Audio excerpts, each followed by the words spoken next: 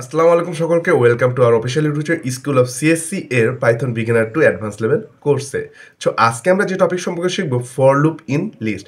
গত ভিডিওতে আমরা দেখেছি লিস্ট কি। লিস্ট হলো কালেকশন অফ এলিমেন্টস, যেখানে একটি ভেরিয়েবলের মধ্যে অনেকগুলো ডাটা টাইপের জিনিস একসাথে স্টোর করতে পারি। সো এখন আমরা ফর লুপের মাধ্যমে দেখব কিভাবে আমরা প্রত্যেকটা এলিমেন্টের অ্যাক্সেস পেতে পারি এবং প্রত্যেকটা এলিমেন্টের কাছে গিয়ে কিভাবে ইউজ করতে পারি।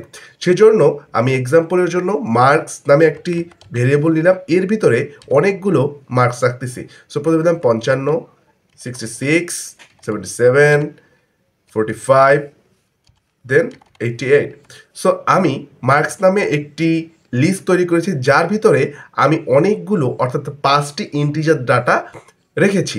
এখন আমি ফর লুপের মাধ্যমে প্রত্যেকটা ডাটা অর্থাৎ প্রত্যেকটা ইন্ডেক্সের কাছে গিয়ে সেই ভ্যালুটাকে প্রিন্ট করব অথবা এক্সেস করব। সেটা কিভাবে করে চলো আমরা দেখে নিই।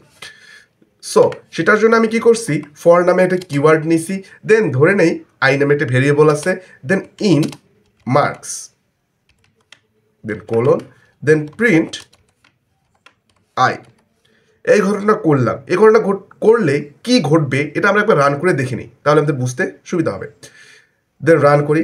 রান করার পর আমরা দেখতে পারতেছি যে প্রত্যেকটা এলিমেন্ট ইন্ডিভিজুয়ালি প্রিন্ট হয়েছে। সো এটা কিভাবে ঘটনাটা ঘটলো। সো মার্কসের ভিতরে কি আছে, অনেকগুলো এলিমেন্ট আছে এবং প্রত্যেকটার কি আলাদা আলাদা ইন্ডেক্স আছে। অর্থাৎ কি 55 0 নাম্বার ইন্ডেক্স, 66 1, 77 2, 45 3, 88 4। সো মার্কস কি করছে, মার্কস প্রতিবার তার একটা ইন্ডেক্সের ভ্যালুকে আয়ের মধ্যে দিয়ে দিয়েছে। কতক্ষণ দিয়ে দিয়েছে এবং লুপটা কতবার চলছে, যতক্ষণ পর্যন্ত না লিস্টের ভিতরে সব ভ্যালুগুলো শেষ না হয়েছে। অর্থাৎ দেখেন, মার্কস যখন এখানে আমরা লোড করেছি তখন আইকে প্রথমে 55 দিয়েছে, দেন প্রিন্ট করে আবার মার্কসের কাছে আসছে, তখন আইটা চলে গেছে 66-এর কাছে, দেন আবার প্রিন্ট করছে, দেন মার্কসের 66টা প্রিন্ট হয়ে গিয়েছে, তখন এক ঘর আগায় আবার কোন ইন্ডেক্সে চলে গিয়েছে, 77 নাম্বারে যে ইন্ডেক্স অর্থাৎ ইন্ডেক্স 2-তে।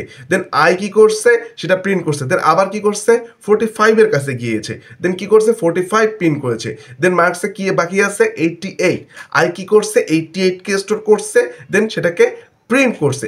এভাবে লিস্টটি পুরোটি প্রিন্ট হচ্ছে।